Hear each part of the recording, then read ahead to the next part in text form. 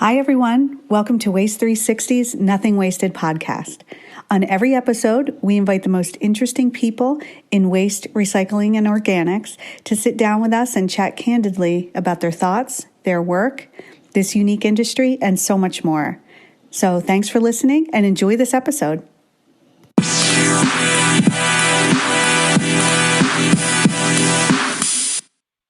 Hi, everyone. This is Liz Bothwell from Waste 360 with Ian Rosenberger, founder and CEO of First Mile and Day Owl.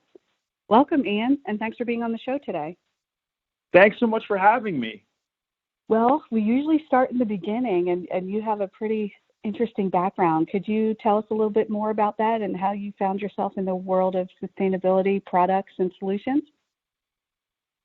Certainly. Yeah, I came at it from an angle that I really never expected to end up in sustainability. I went to Haiti after the earthquake in 2010, and at the time I was in marketing and in television production, so a completely different industry. I started my career at MTV as a producer on the Video Music Awards, so about as far away from what I'm doing now as I think you could possibly get. But the earthquake in Haiti was 10 years ago now, and I went down originally to take photos. And the idea was I was going to raise some money by selling the photos and then donate that money to some nonprofit. And really, I had no concept of what was in store for me. I got to Haiti, about 5-6 weeks after the earthquake, and it was a war zone. A lot of people don't realize, but the size and magnitude of that earthquake was it makes it one of the largest natural disasters in not just the Western Hemisphere's history, but human history. 300,000 people dead over the course of the quake, and 1.5 million people homeless. And if you put that up against where we are with COVID right now, you can start to see the scale of what all that means. But it wasn't talked about because Haiti is a poor country, and we tend to gloss over things like this in low-income countries and low-income communities. Particularly with people of color, and I just fell in love with the country and the people. I fell in love with the culture, and what became immediately clear to me was that everybody that I was coming across and meeting and becoming friends with was really not all that excited about the nonprofit system that existed and still exists to a large extent. A lot of handouts, a lot of here's an immunization, here's clean water, here's food, but not a lot of people saying here's an opportunity to go to work. And as a guy who grew up in a blue collar town outside of Pittsburgh, work and the dignity of work and putting food on the table was something that, I grew up with. It was kind of pounded into my head. So this idea of dignity and work was really interesting to me. But it was clear to me that the Haitian people that I was meeting, that it was important to them, but they didn't have access to it. So I started looking around. I saw a lot of plastic on the ground and a lot of people that needed jobs. And I came home and Googled, what can I turn plastic into? And that's where the whole thing got started. Amazing. And then can you tell us a little bit about your friend Tassie and how he changed your life? Yeah, certainly. Yeah, Tassie's my brother now. At that time, he was a 19-year-old stranger, but he was on that first trip. I met him and a bunch of other people, but I met Tassie, and he stood out because he had a really big tumor on the side of his face that was growing in such a way that eventually it would kill him. And, it's one of those things, and this happens over and over again, in not just in low-income communities around the world, but also in low-income communities in the United States, where, there's plenty of preventable at the time would be small interventions that could keep people healthy. But because people don't have access to good health care, small things become big things in a hurry. And this is what was happening with Tassie. The tumor he had could have been taken care of and would have been taken care of had he been born in the U.S. when he was 10 or 11 years old. But instead, it grew over the course of 10 years. And it became this, giant, unavoidable problem in his life. And so on my second trip, Tassie asked me if I could help him figure it out. And I didn't know what the hell I was doing. So I said yes and came home and asked a bunch of friends. some of which were doctors, and said, "What do you think?" And we raised some money and got them up into the States and got them sorted out. And that actually led to the creation of our first organization, which is a nonprofit called Work.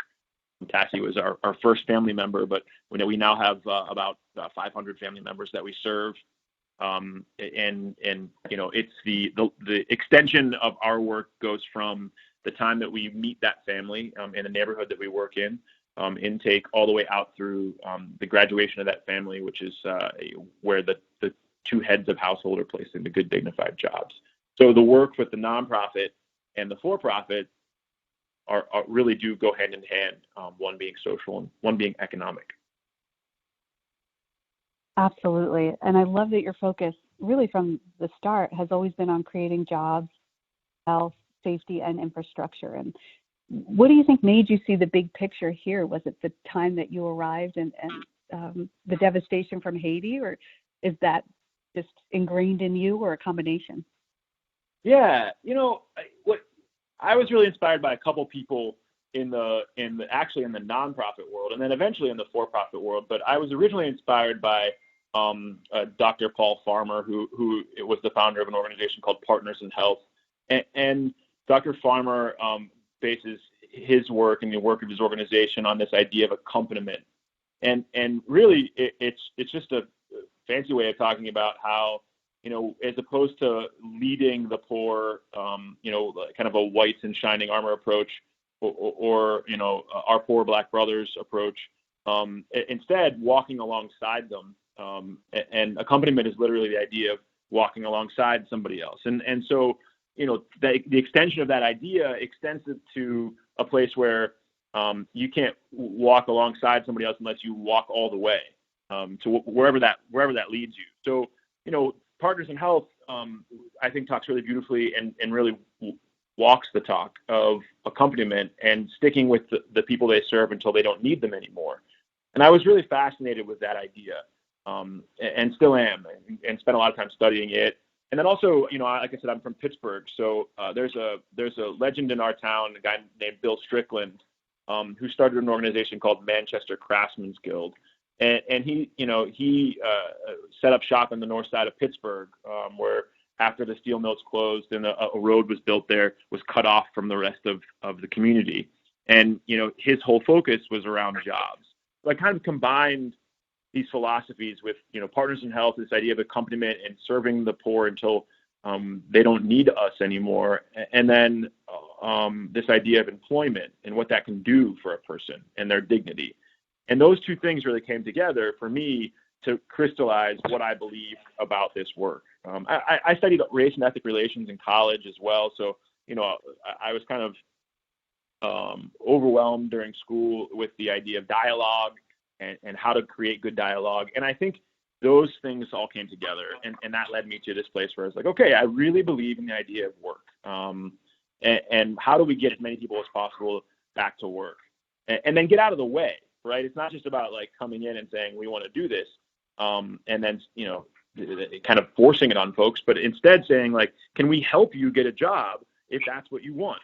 And it just so happened that plastic ended up becoming the primary vehicle for us to be able to do that. Amazing. And then can you tell us a little bit about Thread? Yeah, certainly. So like I said, all these people I was meeting, we were serving, now a couple dozen folks that were in the same situation as Tassie, and we were in a place where we were kind of out of resources, right? I had kind of dried up all of the donations that had come after the earthquake. The world had moved on from the quake, and while we had this small nonprofit, it was not nearly enough to do the heavy lifting for what we wanted to do for the communities we were serving. We were also getting overwhelmed with people asking about, can we get involved with this on the service side in Haiti? So I was getting to a place where I was kind of desperate, and it was like, what can I do to get the folks that I'm serving to a place where they don't need the resources that, of donations, and can instead, cycle those resources on themselves. And it became really clear to me that like we just need to figure out a way to put people to work. And I mentioned earlier that I'd taken a bunch of video and pictures when I was in Haiti the first time. And, if you go back to my photos, you can see the two things you see in every single picture are folks that look like they're in apparent poverty and a lot of trash. And so, it was like, well, maybe there's an opportunity to combine these two things. And with the amount of waste in infrastructure that places like Haiti operate with, I saw that as a natural resource, or an unnatural resource, more correctly. And ultimately, I came home and Googled what I can turn plastic into. And I found that there are a lot of really beautiful things that waste can be transformed into. At that time, textiles were chief among them, from my point of view. So I started trying to figure out how I can turn plastic bottles into fabric. And so that adventure began, and the story of Thread began.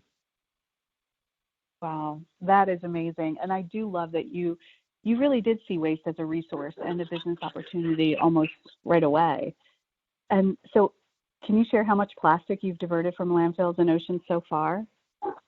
Yeah, this year we will divert our 100 millionth bottle.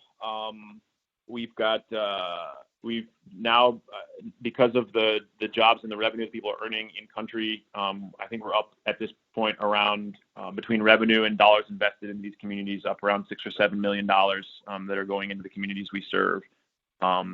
The folks we serve have extended out to about 3,000 people at this point. And I like to think we're just getting started.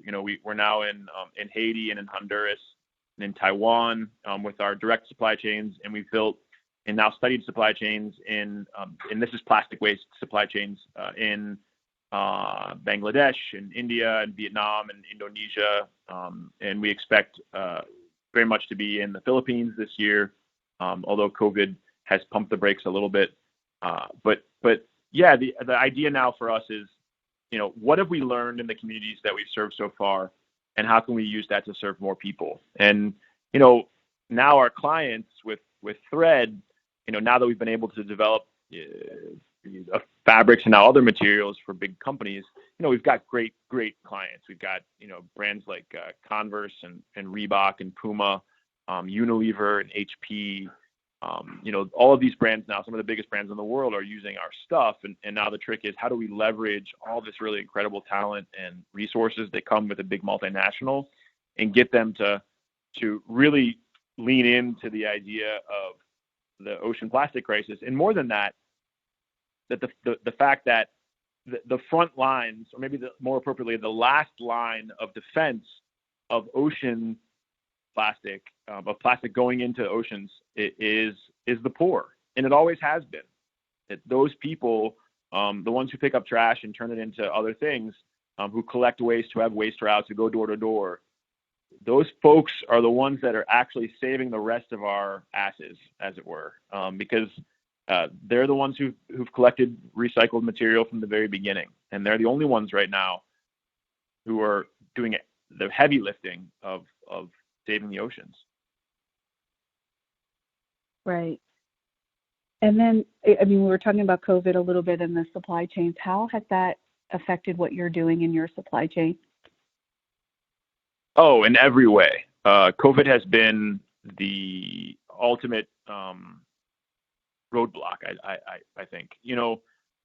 Haiti and the other countries that we serve, Honduras especially, these are things that in the United States we didn't get a good jump on. Honduras, I just talked to our field manager there on Friday, and they seem to be really, really serious about containing the virus. But in Haiti, the infrastructure is such that it makes it almost impossible to not get out of the house. Remember, like a lot of us have the ability to order things online and have things delivered, and even though that system has been strained, that's impossible for the poor. And so that infrastructure has been tested even on the best days. And now when COVID happens, it puts the people that are already in danger on a good day in even more danger. So we've diverted a lot of our resources to help people understand how to make sure that their hands stay clean, how to social distance. Resources for the nonprofit side of our work are few and far between right now because, we have so much going on here in the United States and 25% unemployment. So, it's like everywhere else. It affects everybody, but just like everywhere else, it disproportionately affects poor Black and brown communities.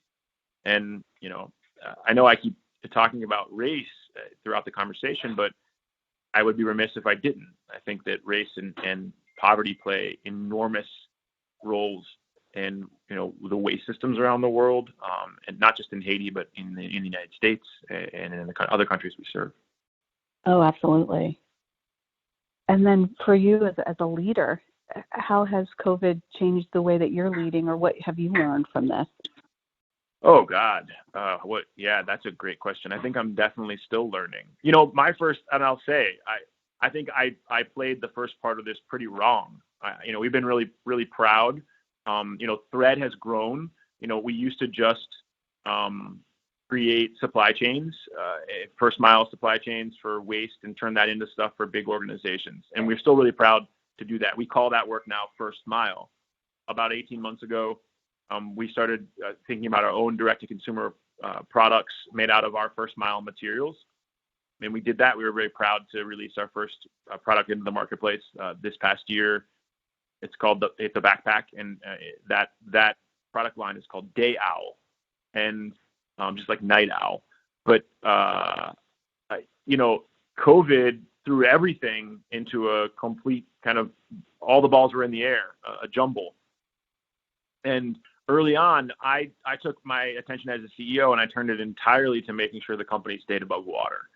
How do we get access to the payroll protection program? How do we get access to other interest-free loans? What's the process to get that money into the organization? And I really ignored my own team. If I'm being completely candid, I felt like my responsibility is to make sure the organization's, was still running. And I think at times it was very easy to forget the people that were, in their homes and lonely, scared, thinking about those things. So like a lot of companies, and I, got really good at getting on Zoom and like getting together and making sure that they were, having a really good time, or as good a time as they could, throughout this process, and really focused on their culture, where, I just focused on keeping us above water. And, certainly we're still above water. We made a transition and we started manufacturing PPE. So we've manufactured about 80,000 face shields so far, and we're about to, move into face masks. And we've got 125,000 face masks coming out in the marketplace over the summer. But we have to remember sometimes, like, at what expense. It's hard for people to be on islands in their own homes. And I think I overlooked that early on. So, I think like most leaders in this situation, I think we get some of it right and we get a lot of it wrong. And we hope that, the good and outweighs the bad, when it all comes out in the wash. But we'll see. Right. And it's unlike anything we've ever seen before, because you can't even compare it to previous recessions or challenges, really. So, I give you all credit for leading the way that you are, because you have to pivot, and it's almost daily, right? You have to be fluid in the way that you treat people and the way you react. So good luck. I'm sure you're doing great. It's definitely daily. Yeah, it is definitely daily. I agree with you. It changes every day. Now, do you think that people will come out of this pandemic ready for real change where our planet is concerned? No, I do not. I think that people will come out of this pandemic ready to get back to quote unquote normal. And I don't actually think that we should depend on the individual to be the ones to solve not just the waste crisis, but climate change and every other crisis that we face, of which there are many, and they are serious. I believe that it is the responsibility of corporations and businesses to change their practices, to address a consumer who wants to buy better, but right now doesn't have that option. And I think it's been on business. I think business actually, in many ways, has shifted the responsibility of cleaning up the planet onto the consumer for too many years. And I think it's the responsibility of the consumer to put that pressure back on organizations. The biggest plastic producers in the world, the biggest litterers in the world are the same people who introduced the concept of a litter bug. I think when somebody makes something, at least I was taught, my dad said, when you go camping and you throw something on the ground, you bring something with you, you're responsible for taking it back out of the environment, right? When you create something, that thing becomes your responsibility. So when you create a plastic bottle and you fill it with soda and you put it out into the world, you do not transfer the responsibility of that plastic bottle to the consumer. That responsibility is yours. And I would reckon, and people will argue with me on this, but I would reckon that if you're going to the lengths to produce that piece of plastic, and you're doing it because it suits the bottom line of your organization, because it's cheaper and easier, then you are all the more responsible for making sure that it comes out of the environment. And any company that does not have both a reclamation plan and a long-term plan to eliminate single-use plastics is abdicating their responsibility as corporate citizens. And yes, every person has to do what they can to recycle. But in the United States right now, it's very hard to recycle. Waste management, New Republic, like the infrastructure that we have around waste, along with the relationships that exist, or the lack of relationships that exist around China taking our waste back, the consumer can do everything they can to recycle, and it still doesn't make its way into the recycling stream. We need to be talking more about circularity. So I can go on forever, but I don't want to drone on. But it makes me mad, frankly. Oh, I don't blame you. And I think you and other people are helping us to see the light. And speaking of sustainable products, can you tell me a little bit more about your backpack? I mean, I love that you seem to have thought of everything from the packaging to the materials, and then, like you're saying, taking it back when you're finished with it. Yeah, sure. So the reason that we started to make our own stuff, and we didn't come by it lightly, because the question we had all sitting around the table with one another was, do we really want to create something else and put it out into the world? Because I think Yvon Chouinard, who founded Patagonia, talked about it. Like, no company is zero waste. No company is completely sustainable. Every company does some bad, and that amount of bad is unavoidable. It's the price of commerce. However, if you're going to decide to put something out into the world, then you should make it as good as possible. And we were getting sick of how slow the sustainability movement was going when it came to direct-to-consumer products. We saw better materials starting to happen. That's great. But ultimately, circularity is still almost being avoided from large organizations. So in the true spirit of, if you can't join them, beat them, we started to create products that we believe have circularity written into their code. So for example, with our backpack, we made it out of our first mile materials. It's as recycled as it can get, and it's continuing actually even to get better as we go. As we design it, the idea is let's get it out into the market and continue to make it better and better. It's designed to last for twice as much time and carry twice as much weight as other backpacks in its market, because I believe that durability is the first rule of sustainability. And then when somebody's finished with it, they can send it back to us, and we'll take it and we'll make sure that it gets back out into the marketplace, either as a refurbished good, or if it's unable to be used again, that we'll break it down and recycle it. The upshot for us is that products have to last longer. We have to plan the obsolescence of planned obsolescence. And we have to be, what I hope, we have to be, essentially no holds barred in that regard. So we're not perfect by any stretch of the imagination. We have, the supply chain is difficult. It's still hard to get sustainable products into the marketplace in a way that compete. But we're doing our best. And we hope that by, we're finding people really love the backpack, which is great. They love the price point, which, at this time, when folks are out of work, we wanted to create something that acted like a $300 bag that was able to exist for half that price. And we were able to do that. So it was an experiment that we hope is going to turn into something that leads to a whole host of circular products. Oh, that would be great. And I know, like you said, you don't want to put anything out in the market just to do it, but are you working on anything else that you could talk about? Yeah, we are. We're going to release a mask face masks this week. That was something that became really clear. Our customers were looking for face masks. There's a lot that is going on right now, obviously, with people returning to work. Our core value or core promise to our customer with Day Owl is that they feel ready. That's what the backpack exists for, to help them feel ready at any moment throughout their day. We felt that face masks was a way to make sure our customers felt ready. That's something that's coming into the market, like I said, this week. And then we're certainly looking at what our next larger products are. We sell a pouch that goes along with the backpack that's been really popular. Put your kind of doodads in and all the incidentals that go inside the bag, cords, things like that. That's also made out of our first mile materials. But ultimately, it's about, honestly, like, I'm thinking right now about back to school and Christmas and all the new, what people would refer to as buying seasons. And I'm seeing old retail like J. Crew and brands like that go bankrupt during this time. And I'm wondering, what is the consumer expecting out of brands like ours right now?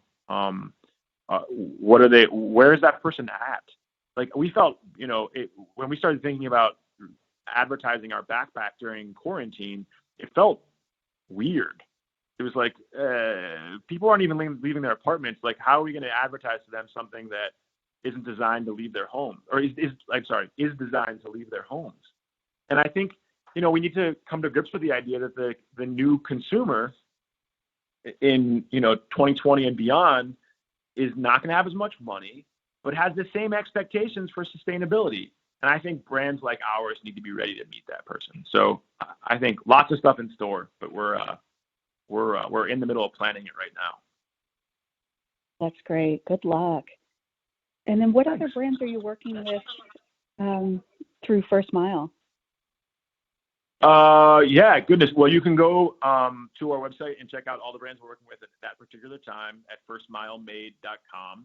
But we work right now with Unilever, with HP. HP put a laptop out with a small amount of recycled plastic from our supply chain in it. We've really been proud of the Puma work lately. That's something that, Puma's been a really terrific partner. They care really deeply about sustainability. They care really deeply about going big in that regard. And, not only does Puma, they produced not just a line of shoes, but a line of clothing as well. And they're growing that relationship, our relationship with us. And the stuff looks really great. And honestly, I think they care so much about it that they have actually invested as a sponsor in our, we do a run across Haiti every year. And it works not just Haiti anymore, but it's still kind of our ancestral home from a company perspective. And we do an ultra marathon that Puma sponsored this past year.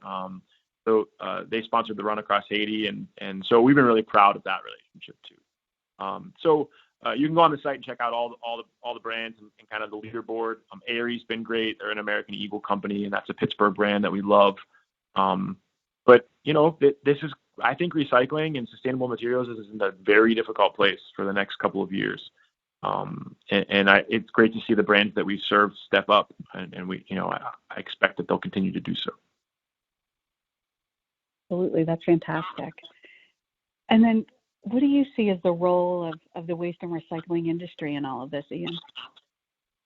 Oh, God, that's a loaded question. I feel like the waste and recycling industry, there's a lot of talk around formalization of low-income people, the formalization of waste pickers, of how do we get those people and make them employees of our organization.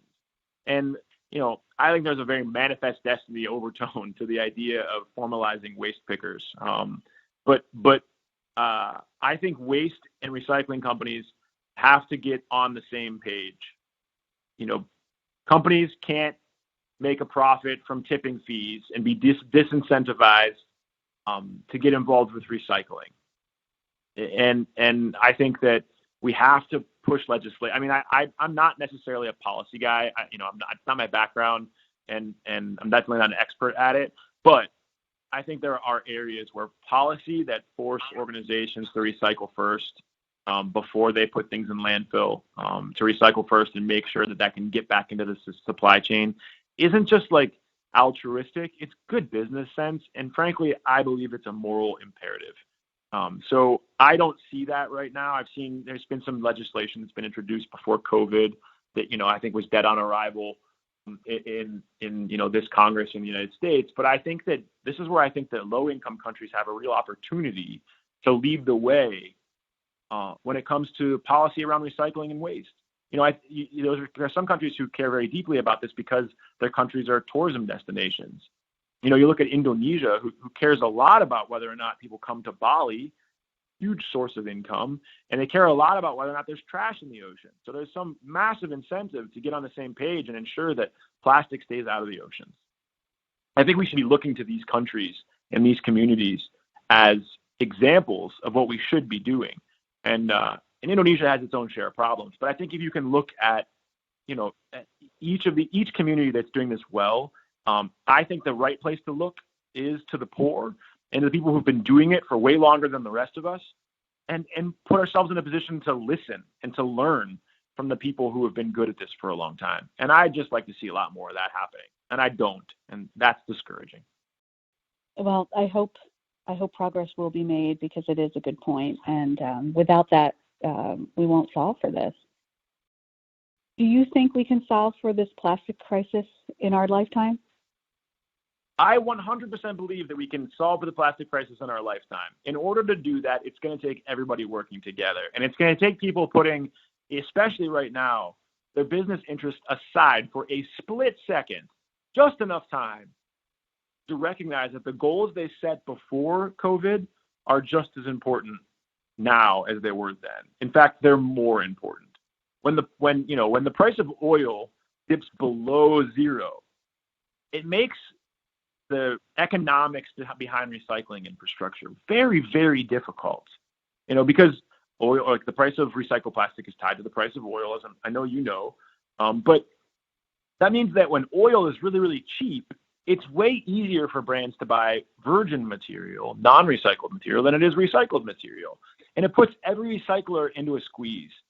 And we just need ways to make sure that those supply chains are clean, clear, and profitable. And when the price of oil fluctuates the way that it does, and the economy fluctuates the way that it does, it makes it really hard.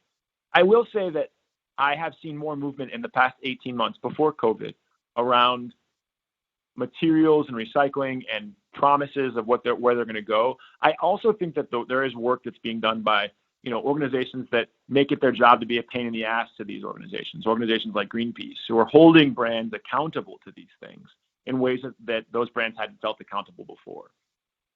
It's also really encouraging to see the number of working groups that exist around these problems. I do get discouraged sometimes because I hear a lot of talk and not a lot of walk. However, there is a critical mass being reached. There's good people in every one of the organizations that pollute. And I think they've been working their butts off to ensure that their organizations go in the right direction. I think the consumer has to help them along by getting loud and saying, no, we demand that you make things that are made out of sustainable materials. We demand circularity. And honestly, I'm an optimist, so I believe that it'll happen in our lifetime. But frankly, if it doesn't, we have much, much bigger problems on our hands. So I think we are in the red line, and we have a responsibility to act yesterday. So I think it's not only do I think it's going to get solved, but I think, I don't doubt ever the capacity of human ingenuity and innovation, and that's never been more apparent than during COVID. And I hope that we take that idea and apply it to the problems right in front of us. I hope so too. And then you talked a lot about, bigger corporations. And is there any advice that you have on the individual level for people who want to do their part to overcome the plastic crisis? Yeah, sure. First, buy sustainable. Buy what you can that's circular. Get involved in demanding things that do that. And I think that brands are getting better, but they're not good yet. And that's hard to search for. So find those things and stick to them. Be loyal to those brands. I would say the number one thing we can do is to use less. Living within our means from an energy perspective, from a waste perspective, is the number one thing we can all do that participates in that. I'm not a vegetarian yet. I'm eating less meat. My wife and I, our family, are eating less meat. We decided to move to a city to use less resources. From a transportation perspective, keep the car in the garage as much as possible. And keep in mind, it's not just like the day-to-day use. It's not, the flow of energy. Sometimes it's those big purchases. It's building a house. It's buying a car, or not instead of a used car. It's those types of actions, I think, that make the big deal. And they can and will help. And I think that, everybody that's listening, that work is heroes' work. To do our part is the type of thing I think we're all called to as citizens. And it's a tough thing right now because I think we live in a really tough climate when it comes to being a good citizen. But those are the things I think every person can do. Like I said, we're not perfect, but I think if we try to be, eventually we're going to get there. Definitely. And having it top of mind, right? I mean, education's a big part of it as well. So I think that's an ongoing initiative that we could all take part in. Yeah, I agree. I will say that, like, a lot of people don't have the luxury to be sustainable. I think it's really important to note that anybody who's listening to this podcast probably has the luxury of being sustainable, where they can choose to use less or to purchase a particular thing or to buy something online that they couldn't, that is a little bit more sustainable. But the vast majority of the world does not have that option. They just don't. People who live on the waste piles or in waste neighborhoods, or even people who are living on $5-10 a day, which, as the emergence of the global middle class happens, all those people are going to want more things. Those people don't have the choice to buy sustainable. So, I think it's really important to reframe the discussion around like what individuals can do, because most people are just trying to put food on the table, especially in the U.S. right now, where 1 in 4 people don't have jobs. It's really hard to expect a person who can't get to work or doesn't have a job to be more sustainable when they're just trying to feed their kids. And frankly, I think that's where my push on business comes in so strong, because, the vast majority of the world is just trying to live. And yes, we can do our part and we should do our part, but I do believe that that's on the margin. I believe that the biggest thrust should be from those organizations that have the money and the power to do something. Great point. And hopefully we will see that. And then, Ian, what's next for you and your companies? Any new locations on your radar for building infrastructure? Goodness, yes. We are waiting for the pandemic to be over, and that's why we're in PPE and making masks and shields for folks. We'll be doing that for as long as we need to, and I think the idea is stay alive and keep our people employed. We've been lucky. We've been able to limit layoffs. We've had to lay off one person, but beyond that, we've been able to hire some people back as well. I think we just stay alive in 2020 and focus on creating a really good product that when people come out of this thing, that they're ready to face the world and to do really great things. And that's why we exist. And that's the thing that keeps us going every day. I love that. Just stay alive in 2020. We could almost all use that as our own little tagline, I think. Yeah. Isn't that the truth? So wait, I have to ask, you were on Survivor. I can't go on without asking about it. How was that? It was very weird. And it feels very, small and up against all the many people who are trying to actually survive right now. But, you got to be Huckleberry Finn for Tom Sawyer, Swiss Family Robinson for 40 days out on an island. And that was cool, and I made some really great friends there. And actually, a couple of people that I met have led directly to the work that I'm doing now. So, it's experience that every experience is something that you can use, and I like to think that learn from. I'm a knucklehead, so it takes me some time, and Survivor was no exception. So it feels like a lifetime ago, though. I have to tell you, it was 15 years ago now. I can't believe it's still on. Oh, wow. Frankly. Yeah. I know. I keep thinking I'm going to introduce my kids to it, and I keep forgetting. But then it's still on, so there's always time. Yeah, there's always time. Yeah, and there's some good folks on that show, and I just got to meet a lot of cool people. And like any weird experience in your life, it ends up teaching you more than you think it does. definitely. And to your point, how to live with less, I'm sure that was a learning experience around that as well. So it all shapes your thinking and where you go. So I'm sure it was useful to you. It was. So Ian, how can listeners learn more about Day Owl First Mile? Can you either share your websites or Twitter handle? Yeah, I'll share Twitter and Instagram. The 3 places to go look. If you are interested in learning about Day Owl, just search Hello Day Owls, plural, on Instagram and Twitter. If you're interested in learning more about First Mile, our Twitter and Instagram handles are @FirstMileImpact. And if you want to hear more about our nonprofit, our work, and the Run Across Haiti and the Ultra Marathon and the other work that we do to help put people into good, dignified jobs, the handle is dowork.org, O-R-G, dowork.org. So those are the places to check it out. Great, Ian. Thank you so much. And wow, you've done so much good already, and we can't wait to continue to watch what else you do. And thank you. And it's been so inspiring. And please stay well, and I hope your family stays well. You too. Take care of those dogs and kids, and I hope everything's okay there, and please stay safe. But hopefully we'll be out of this all very soon. I hope so too. And again, thank you for all that you're doing. You're a true inspiration. Oh, thank you. Thanks for having me. Okay, and hope to talk soon, Ian. Take care. Okay. All right. Bye-bye.